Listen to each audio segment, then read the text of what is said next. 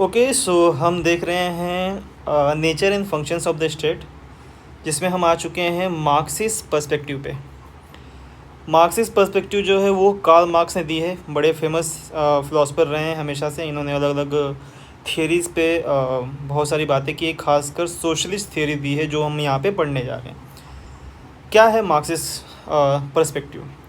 एक ideal state कैसा होना चाहिए या स्टेट के क्या फंक्शन होने चाहिए, इन्होंने भी कुछ पॉइंट ऑफ व्यू यहाँ पे बताए हैं। इन्होंने साइंटिफिक और मेटेरियलिस्टिक एनालिसिस पे बात की है। भाई सोसाइटी को क्या करना चाहिए? एक प्रॉपर वैज्ञानिक अध्ययन करना चाहिए। पॉलिटिक्स थोड़ी सी एनालिसिस वाली होनी चाहिए। और स्टेट के बारे में क्या कहते हैं? Marxist sees politics primarily as a reflection of class struggle and economic relation. ध्यान समझना क्या लिखा है। इन्होंने कहा है कि भाई पॉलिटिक्स जो चलती आ रही है, यानी इतिहास से लेके अभी तक, वो सब क्लास स्ट्रगल का हिस्सा रहा है या इकोनॉमिक रिलेशन का। इकोनॉमिक रिलेशन का मतलब क्या होता है? रिच और पुअर, रिच और पुअर का रिलेशन लेकर चलता रहा है। हम आगे पढ़ेंगे कि एग्जैक्टली उन्होंने कहा कह रहे हैं कि भाई क्लास स्ट्रगल वाले जो लोग हैं ना, या क्लास स्ट्रगल जो चलता रहा है, जैसे हमारे यहाँ पे भी वरना होता है ना, हम जानते हैं क्या बोलते हैं, ब्राह्मण, शूद्र, है ना, और वैश्य, क्षत्रिय, ये सब हम देखते हैं। तो क्लासेस जो होती हैं, जो क्लास होती है दुनिया में, सोसाइटी के अंदर, वो पॉलिटिकल स्ट्रक्चर को बनाती है या स्टेट को बनाती है, और अब तक वैसा चलता रहा है, इवन आगे भी चलता है। ये कार्ल मार्क्स का कहना था। सोचो, एक कब की बात है, 1818 से लेके 1883।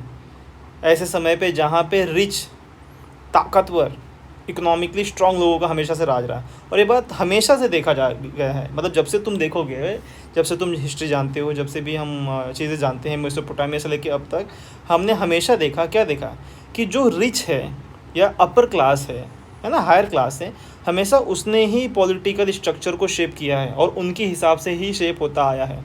जैसे देखो, आज की डेट में भी हम कहते हैं कि डेमोक्रेटिक होने के बावजूद भी जो पैसे वाले लोग हैं वो पॉलिटिक्स को कैसे अपने हिसाब से चलाते हैं। और यही ये कार्ल मार्क्स भी कह रहे हैं। कार्ल मार्क्स भी सेम चीज़ कह रहे हैं कि जिनके पास ज़्यादा रिसोर्सेज हैं, ज़्यादा पैसे हैं, ज़्यादा कैपिटल हैं, ज़्यादा पावर है ना, वही लोग क्या करते हैं? पॉलिटिकल स्ट्रक्चर को डोमिनेट करते हैं, क्रिएट करते हैं, अपने हिसाब से शेप करते हैं। ऐसा बहुत कुछ कहा इन्होंने। तो याद रखिएगा, क्लास स्ट्रगल की बात की इन्होंने।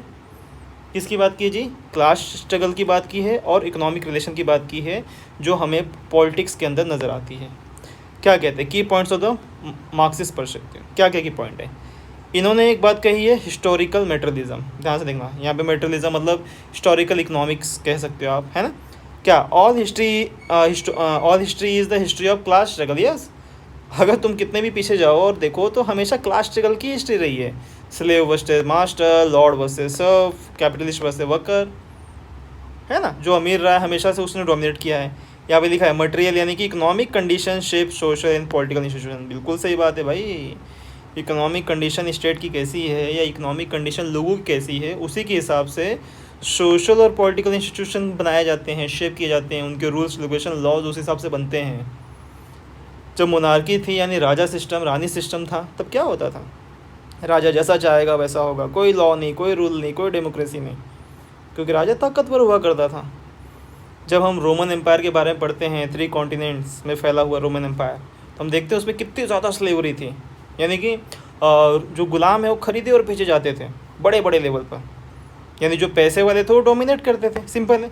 यहाँ पे वही कह रहे हैं कि भाई हमेशा से इकोनॉमी में पॉलिटिक्स को किसने डोमिनेट किया हुआ है? तो जो हायर क्लास हैं या जो रिच हैं, ऑब्वियसली हायर क्लास रिच एक ही बात है ना, उन्होंने ही कर रखा है। दूसरा इन्होंने बात कही क्लास कॉन्फ्लिक्ट एंड एक्सप्लोटेशन। तो यहाँ पे इन्होंने देखो 2 क्लासेस की बात की है। Society is divided into 2 main classes, एक था बोर्गोइजेस और दूसरा था प्लोटेरिट। ठीक है, बोर्गोइजेस और प्लोटेरिट। ओनर्स, बोर्गोइजेस कौन है? Owners of the means of production. Bourgeoisie क्या है? Owners of the means of production, यानी मालिकों की बात हो रही है। ये रिच हो गए, जिनके पास रिसोर्सेस हैं ये रिच हो गए। और प्लोटेरिट क्या है? ये वर्किंग क्लास हो गए, यानी पुअर हो गए। इनकी बीच ही पूरी जो पॉलिटिक्स है हमेशा डिवाइड रही है, ये सोसाइटी डिवाइड रही है ना, जिसकी वजह से चीज़ें आगे चलती रही है। The state serve the interest of the ruling class. देखो कितनी अच्छी चीज़ लिखी है।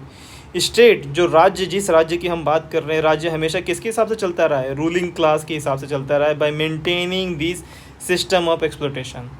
Maintaining this system of exploitation यानी जो रिच है वो हमेशा से एक्सप्लॉइट करता रहा है और यही सिस्टम चलता रहा है हमेशा। स्टेट जिसकी हम बात कर रहे हैं हमेशा वो यही काम करता रहा है, या स्टेट के थ्रू यही काम होता रहा है ना। फिर दूसरा देखते हैं, third, state as an instrument of class rule. देखो कितना सही लिखा है कि स्टेट को कैसे इस्तेमाल किया गया है। जो एक राज्य होता है, एक देश होता है, उसको कैसे इस्तेमाल किया जाता था, हमेशा से रहा है, इवन अभी भी होता है। कैसे? क्लास रूल के हिसाब से। The state is not neutral. State सबके लिए सेम नहीं रहा है हमेशा।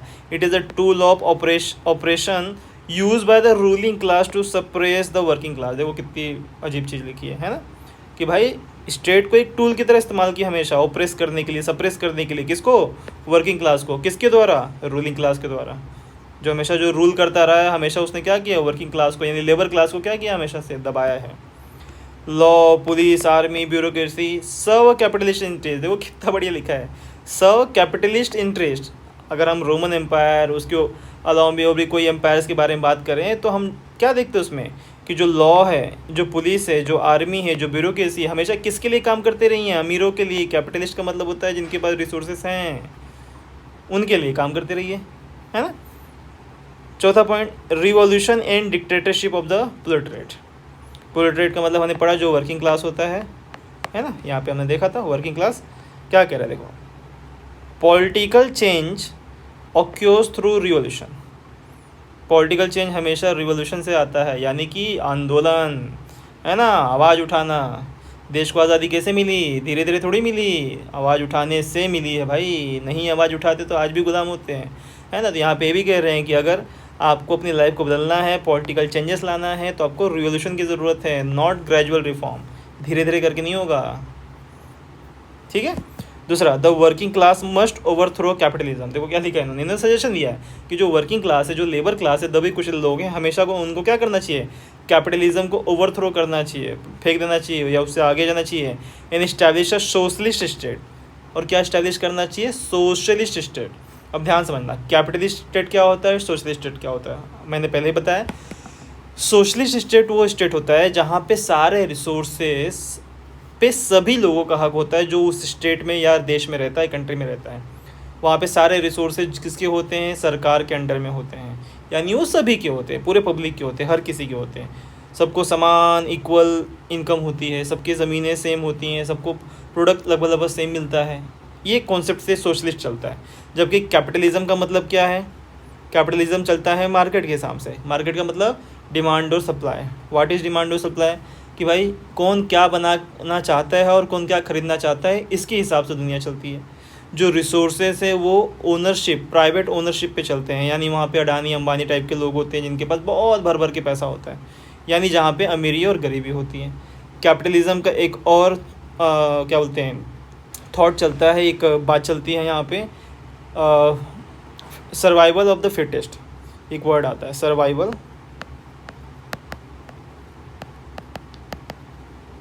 Of the fittest. Survival of the fittest का मतलब क्या है? सर्वाइव वही करेगा जो फिट होगा, जंगल राज जैसा, जो ताकतवर है वो जिएगा। ये कैपिटलिज्म में चलता है।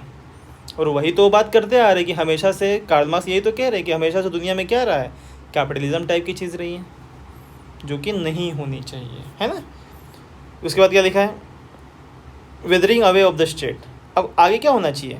इन कम्युनिस्ट सोसाइटी, कम्युनिस्ट मतलब वही सोशलिस्ट टाइप का, आफ्टर क्लास डिस्टिंक्शन डिसअपियर। देखो क्या लिखा है कि एक समय जब ऐसा आएगा, क्या होगा कि जब क्लास डिस्टिंक्शन या जो क्लास का भेदभाव है ना, यहाँ पे upper class, lower class, rich और अमीर, अमीर और गरीब का जो भेदभाव है, जब ये डिसअपियर हो जाएगा, the state will wither away.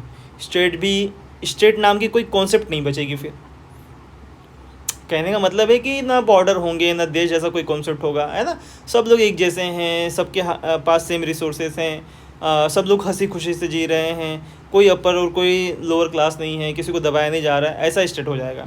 हालांकि ये आइडियल कंडीशन है ना। Society will be based on equality, cooperation and common ownership. देखो कितनी बड़ी बात लिखी है कि भाई जब कम्युनिस्ट सोसाइटी बनेगी और वहाँ पे क्लास डिस्टिंक्शन गायब हो जाएगा, स्टेट क्या होगा वहाँ पे, स्टेट जैसी कोई कॉन्सेप्ट ही नहीं बचेगी, क्योंकि दुनिया में इक्वेलिटी आ चुकी होगी, सब एक दूसरे के साथ रह रहे होंगे और कॉमन ओनरशिप होगी, यानी सबका हक होगा सारे रिसोर्सेज पे, है ना। तो स्टेट की फिर ज़रूरत ही नहीं पड़ेगी, स्टेट मतलब ज़रूरत का होगा ही नहीं। उसके बाद लिखा आइडियोलॉजी एंड सुपर स्ट्रक्चर, हालांकि ये पॉइंट पहले होना चाहिए था। Political institutions, law, religion, education are part of the super structure. देखो कितनी बड़ी बात लिखी है, कह रहा है पॉलिटिकल इंस्टीट्यूशन जो है यानी सुप्रीम कोर्ट, ये कोर्ट, वो कोर्ट, है ना, दुनिया भर की चीज़ें, या लॉ जो है, या फिर जो रिलीजन है, या फिर जो एजुकेशन है, ये क्या है, ये that is a part of super structure shape by economic base, shape by the economic base. Yes भाई, आज जितने भी मतलब संस्थाएं बनाई जा रही है वो किस बेस पे बनाई जा रही है, इकोनॉमिक बेस पे तो बनाई जा रही हैं, अमीरी गरीबी या फिर रिसोर्सेज की बेस पे तो बनाया जा रहा है, सिंपल सी बात है। This institution justify and perpetuate class domination, और कह रहा है भाई जो ऊपर सारे इंस्टीट्यूशन है ना, लॉ, रिलीजन, है ना, एजुकेशन या पॉलिटिकल इंस्टीट्यूशंस, ये सब क्या करते हैं, ये सब जस्टिफाई करते हैं किसे, क्लास डोमिनेशंस को। ऐसा इनका मानना है, किसका, कार्ल मार्क्स का। किसका मानना है जी, कार्ल मार्क्स का। तो कार्ल मार्क्स का सिंपल भाषा में कहना ये था कि दुनिया यानी सोसाइटी जो है वो दो क्लासेस में बटी हुई है, एक तो ओनर्स ऑफ द रिसोर्सेज यानी जो मालिक हैं, जो कि रिच हैं, दूसरे हैं वर्किंग क्लास, है ना, जो कि क्या है, लेबर क्लास है ना। और लेबर क्लास को हमेशा से ही सप्रेस ऑप्रेस किया जाता है बाय द रूलिंग क्लास, जो कि रिच क्लास होती है। तो लेबर क्लास को क्या करना चाहिए, लेबर क्लास को कैपिटलिज्म यानी कि जो रूलिंग क्लास है उन्हें उखाड़ के फेंक देना चाहिए, नहीं बाहर फेंक देना चाहिए, है ना। या सिंपल भाषा में कहे तो उनका कहना है कि भाई एक आइडियल स्टेट वो स्टेट होता है जहाँ पे सभी को समान इक्वल अपॉर्चुनिटी मिले, जहाँ पे सभी की इनकम एक जैसी हो, सब रिसोर्सेज पे सभी का हक हो, ऐसा इन सब का कहना है ना। So Marxist political theory views the state as a mechanism of class operation and rooted economic structure. देखो तो क्या करें भाई, मार्क्सिस्ट पॉलिसी में कह रहे कि भाई जो स्टेट है वो मैकेनिज़्म है ऑपरेशन का, ऑपरेशन का मतलब यहाँ पे है कि दबाना, है ना, मतलब दबा कुचला रखना, और इन इकोनॉमिक स्ट्रक्चर, है ना। It इन्विजन्स a classless stateless society and through revolutionary transformation emphasis equality collective ownership. तो उन्होंने कहा भाई दुनिया में क्लासलेस सिचुएशन होनी चाहिए, यानी कि कोई कैटेगरी नहीं होनी चाहिए, बोलते हैं ना वर्णा नहीं होना चाहिए, है ना। दूसरा स्टेटलेस सोसाइटी होनी चाहिए, यानी स्टेट जैसा कॉन्सेप्ट भी नहीं होना चाहिए, वहाँ पे कोई राज्य नहीं होना चाहिए, है ना, सभी पे सभी का हक हो। यहाँ पे रिवोल्यूशनरी ट्रांसफॉर्मेशन होना चाहिए जहाँ पे इक्वालिटी हो और कलेक्टिव ओनरशिप हो, यानी लोगों का अधिकार हो सभी रिसोर्सेज पे, कोई स्टेट जैसी चीज़ ना हो, ठीक है। तो फिर हमारे ये चैप्टर जो इतना एक पॉइंट बचा था यहाँ पे एंड होता है, अगले चैप्टर फिर थोड़ी देर में बैठ पड़ेंगे।